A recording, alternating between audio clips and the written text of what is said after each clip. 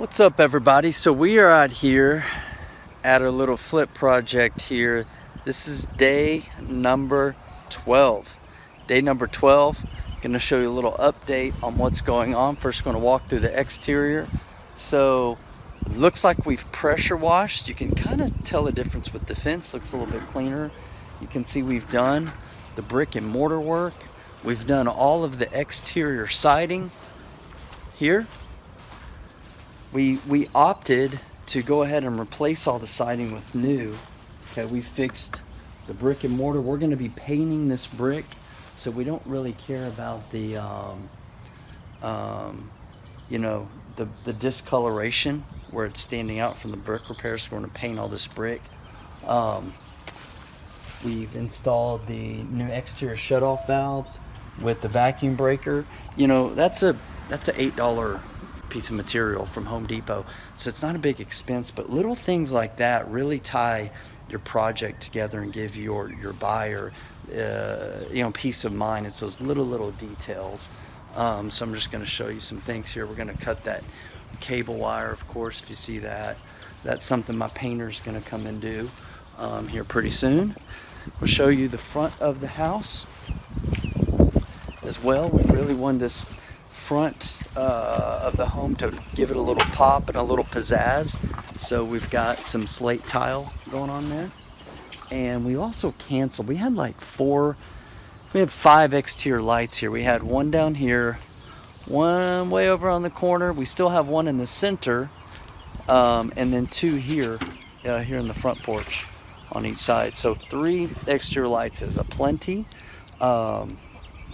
So that's fine. So we reduced it from 5 to 3. So a little bit of cost savings there. That was my siding guy helped with that.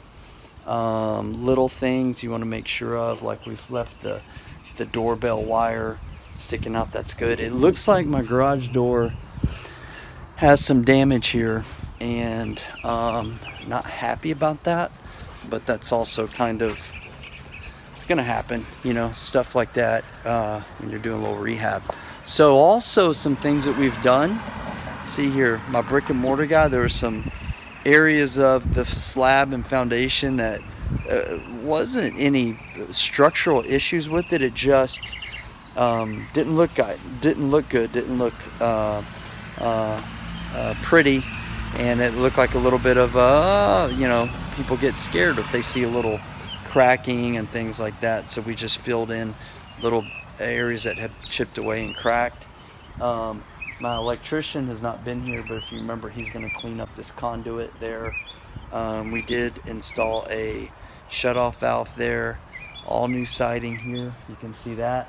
And my AC guy has already ran the cover and a new Freon line, a brand new AC system as well. You can see that.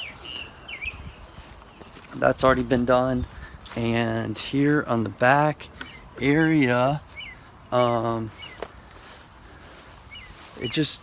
looks gonna look like a whole new house, entire new house when it's painted. Our roof's in great shape. If you remember the patio cover that was there, we just opened this thing up. Now let's look at our porch here. So we're gonna have to make a decision on whether or not we want to spend any money on this. Doesn't look too bad. I don't want to install a deck on it, budget wise, but I'm not sure that I am happy with the way that it looks. It does not look very great, to be quite honest with you in person.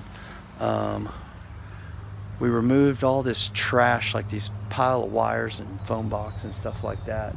So this is going to look much nicer, much cleaner, especially when we get the new panel in and everything. We've pressure washed the fence. Okay, it looks a little bit better. They're going to secure it, do some work to it, and just got to figure out what to do with this porch. One thing that we can do, we can install tile on it, like exterior tile. Second thing that we can do is paint it, like fill in cracks and paint, and then or a deck. The cheapest thing obviously is painting, but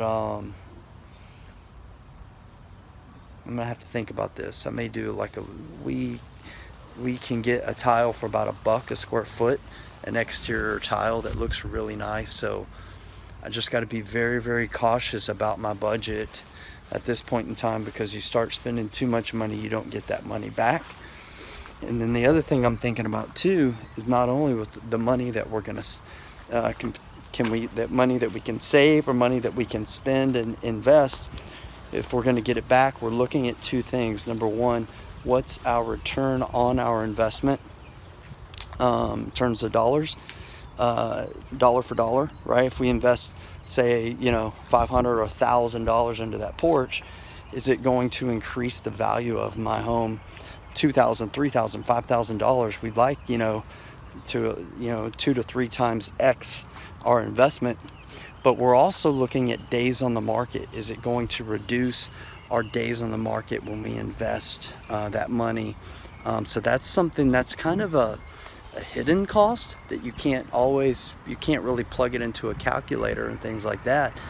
But I don't want this property sitting, right? So it's those little details, those little bitty things, a couple $100 here, maybe $1,000 or so on a couple other things that are maybe wow factors, or just tie up all the little loose ends, the little exterior hose bibs, changing out plugs and switches, all those types of things really help your properties move fast and get top dollar, so you're not negotiating, you're not getting lowball offers.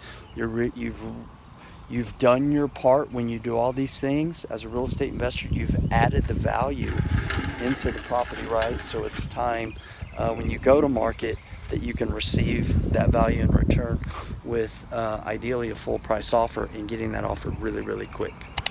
So let's go into the inside.